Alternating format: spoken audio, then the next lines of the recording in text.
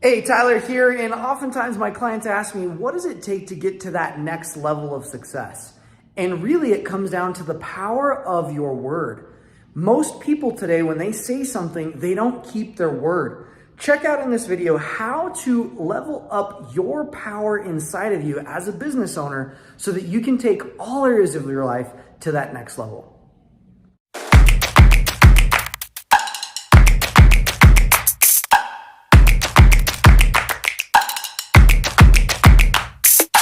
Talk a little bit about, I'm going to use a biblical experience. Again, don't lose the message with the words. For those of you who are triggered by certain words, just allow the message, find the message in the words, okay?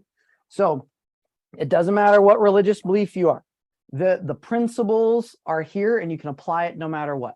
So back in the day, there was this way that people made promises or covenants, commitments, right? So there's this thing called an altar. And in this altar, they had two people. One person on one side, one person on the other side. And what they would do is they would have like this animal here that's sacrificed, right? And today we're in different times, but this is just like some history according to Tyler. So the principles are there. So what these people would do is they would take an animal that was pure and they'd sacrifice it, right, over this altar. And two people would make what's called a covenant, which is deeper than just a promise or a commitment.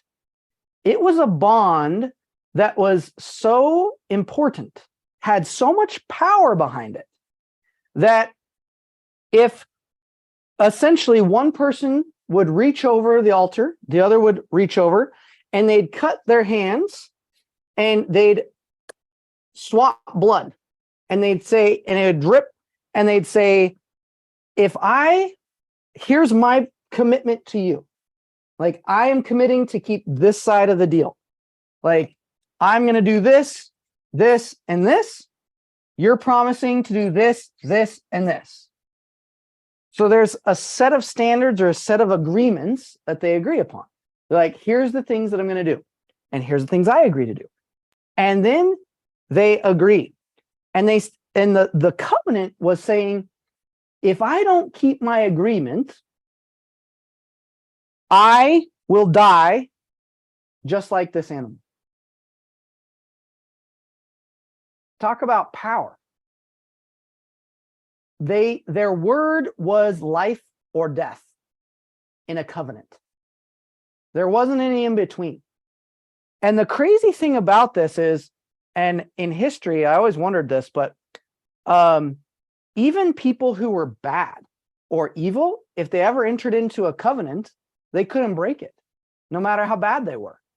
That was just something that it was given. Like, this was the law, the lay of the, and no matter how bad you are, you get into a covenant, boom, it's okay. Like, it's all good. Today, if like, yeah, I promise that, and then they're like, sucker. Yeah, it's like our words don't have a lot of power today. And I think that's a problem. I believe that when we are becoming in a state of having no limits, that our words matter. And our words need to have power.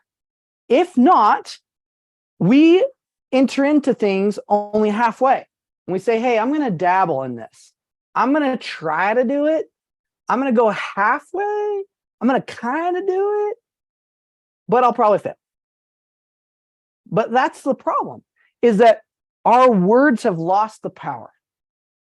You have to get that power back. And it is a choice. At the end of the day, all aligning is a decision. The reason we're getting it in your body and helping you through your allergies and addictions is to help you decide. But it's a decision in every cell of your body so that it's an identity change. But all it is a decision. It's a what? A decision. Decision means to cut away, to cut off any options. So in this, they were cutting off the option of lying or breaking it. It was, if I break this, I am dead. You have the right to kill me, just like this. And they'd swap places. And they'd say, walk around, boom, I am you, you am I. And I promise, I covenant with you. And my word is my bond, life or death. Think about this in your commitments. What are you committed to these days? Do you have anything that has this kind of power behind it in your life? What about your goals, your relationships? How much money you're going to bring in?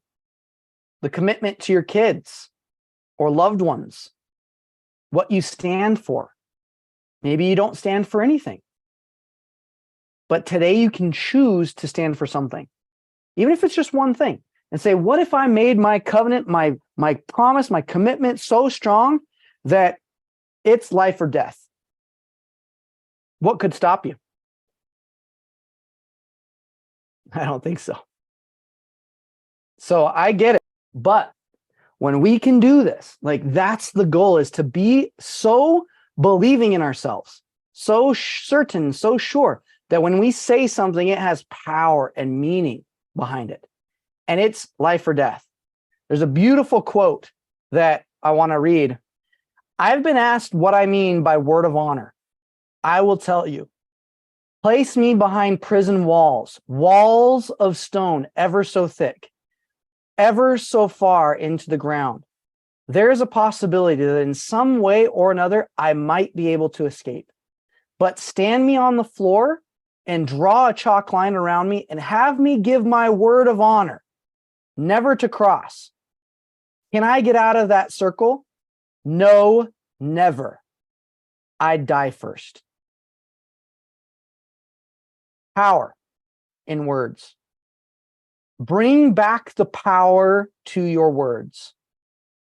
We have given our power away through the triggers, through the pains, through the disconnections. And now we can choose today, when? Today, to get our power back. If I say I'm going to do something, you can commit, you can change. Doesn't mean you have to do it perfectly. You can change, you can pivot. If you fail, we all will. But when we can choose to say, I am going to mean it this time, and you do it, and you have some systems and some help, some guidance. When you say something, you can go do it. And that is what makes you unstoppable. That is what makes you create things that seem impossible, is you speaking it into truth, and you deciding, and you making not just a promise, but more of a covenant to say, I am going to do this or death. Was it me? No, it was each and every one of you. So we all chose to do that. No one forced you. No one made you. You chose, which is freaking awesome.